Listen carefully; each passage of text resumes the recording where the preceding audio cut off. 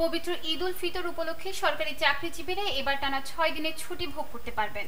তবে যদি কেউ একদিন অতিরিক্ত ছুটি ম্যানেজ করতে পারেন তাহলে তার মোট ছুটি বেড়ে 9 দিন হতে পারে। চাঁদ দেখার উপর নির্ভর করে আগামী 31 মার্চ দেশে পবিত্র ঈদ উল ফিতর উদযাপিত হতে পারে। সেই অনুযায়ী সরকারি ছুটির তালিকা নির্ধারণ করা হয়েছে।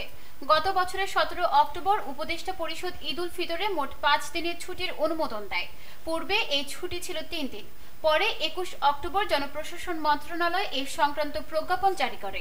সরকারি ছুটির তালিকা: 31 মার্চ ঈদ উল ফিতরের দিন সাধারণ ছুটি, 29 ও 30 মার্চ ঈদের আগের দিনের 2 দিন এবং 1 ও 2 এপ্রিল ঈদের পরের 2 দিন নির্বাহী আদেশে ছুটি থাকবে।